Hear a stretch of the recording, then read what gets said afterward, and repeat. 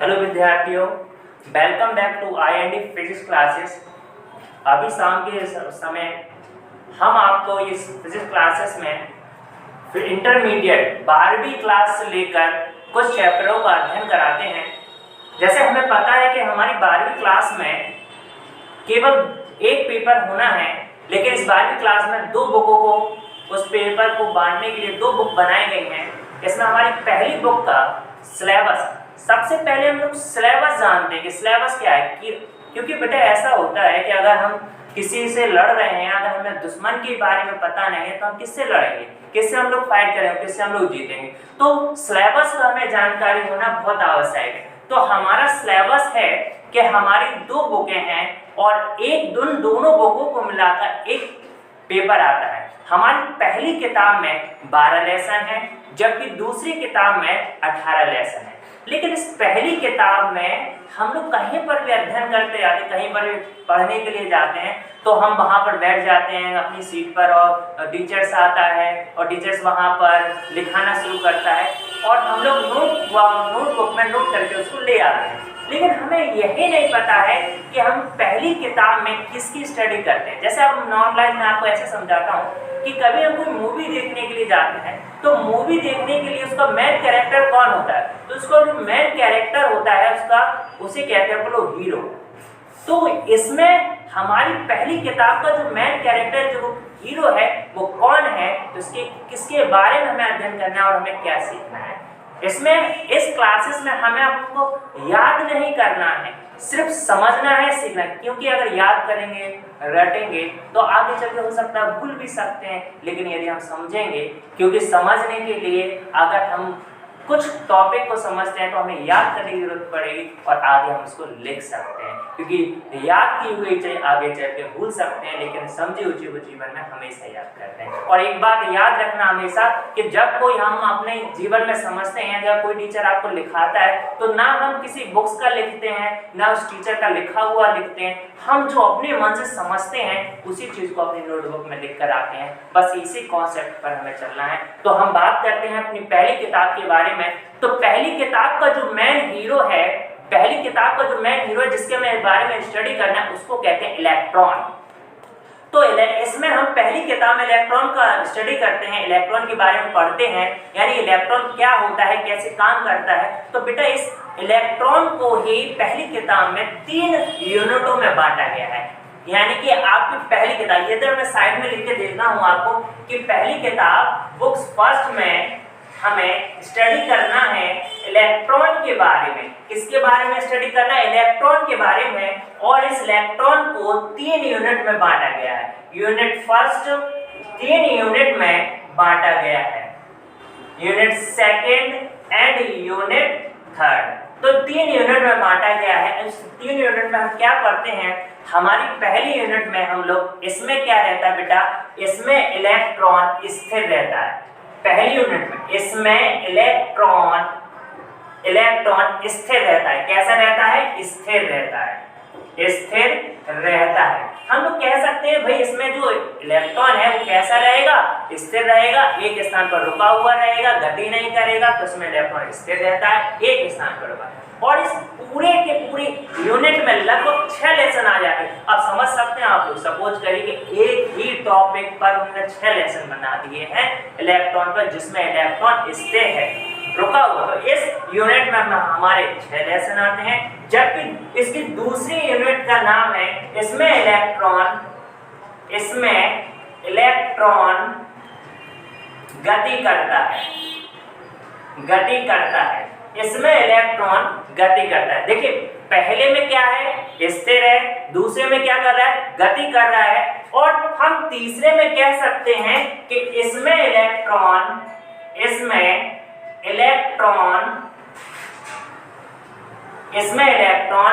पागल हो जाता है।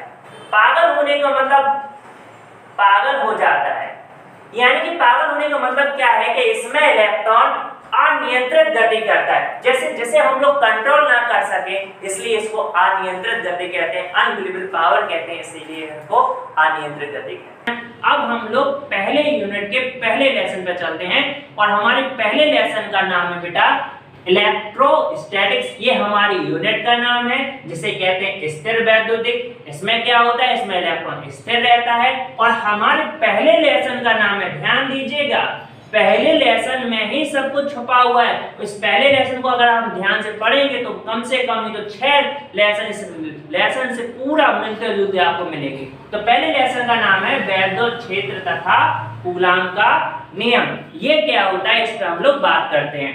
सबसे पहले इधर देखिएगा, अब वैद्युत क्षेत्र तथा कूलाम का नियम क्या है, देखो बेटा। तो वैद्युत क्षेत्र और कूलाम के नियम में हम किसके बारे में पढ़ते हैं, तो इसमें सबसे पहले हम लोग आवेश के बारे में पढ़ते हैं। किसके बारे में, आवेश।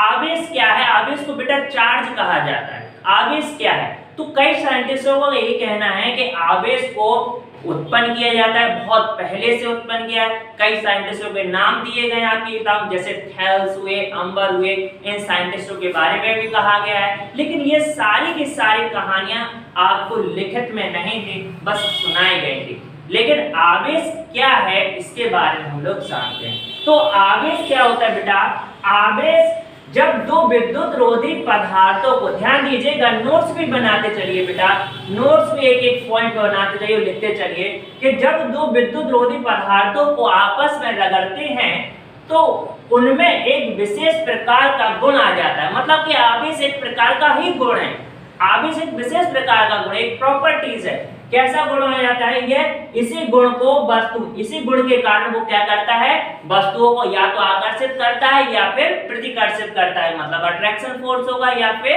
डी अट्रैक्शन या रिपल्सन फोर्स होगा, इसे अपन कह सकते हैं। तो यह गुण क्या कहलाता है बेटा, आवेश कहलाता है। मतलब नॉर्मली भाषा में देखिएगा कि आवेश को जब दो विद्युत रोधी पदार्थ को आपस में रगड़ने से उन पदार्थों में कुछ विशेष प्रकार का गुण आ जाए तो इसे क्या कहते हैं, वैद्युत आवेश कहते हैं। अब लेकिन बेटा साइंटिफिक डेफिनेशन इसकी क्या होगी, तो वो होती है, ध्यान से देखिए, जब किसी चालक में समय के साथ, देखिए ध्यान दीजिएगा, जब किसी चालक यानी कि हम लोग जैसे धातु होती है इनको हम चालक कहते हैं, तो जब किसी चालक में समय के साथ धारा प्रवाहित की जाती है तब समय और धारा के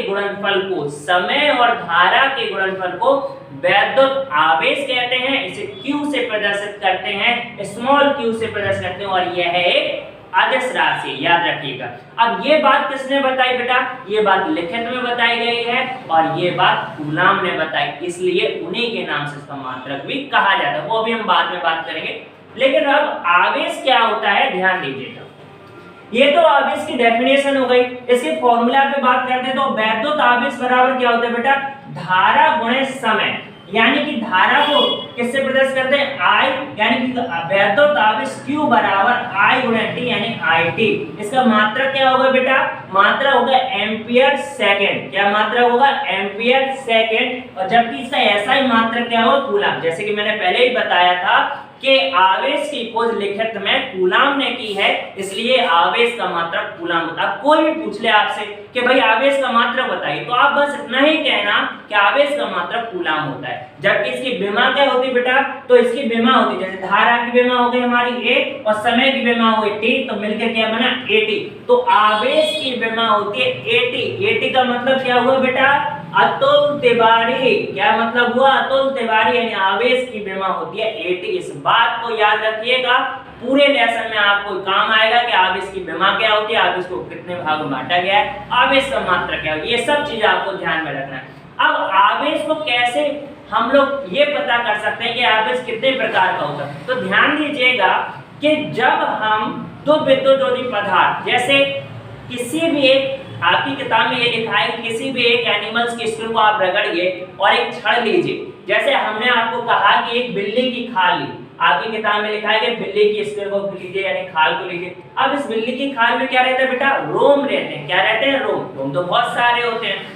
अब इस रोम को किसी आबूनस की छड़, ये हमने एक आबूनस की छड़ बना ली बेटा, आबूनस की छड़ यानी कांच की भी ले सकते हैं आप, किसी भी, और इन दोनों को आपस में रगड़ दिया, खूब जोर से रगड़ दिया। जब रगड़ेंगे तो अपन को क्या रिजल्ट प्राप्त होगा कि इस छड़ से, इस जैसे बिल्ली की खाल से क्या होगा बेटा कि कुछ रोम, कुछ क्या है, रोम इस छड़ में चिपक जाएंगे। अब चूंकि रोम खाल से अलग हो रहे हैं लेकिन दिखाई नहीं देंगे, क्योंकि रोम तो बहुत सारे थे बिल्ली खाल में। अब यूँ कह लीजिए जैसे समुद्र है, समुद्र में से एक गिलास पानी लिए तो समुद्र थोड़ा ना कम हो जाएगा, उसमें दिखाई भी नहीं दे।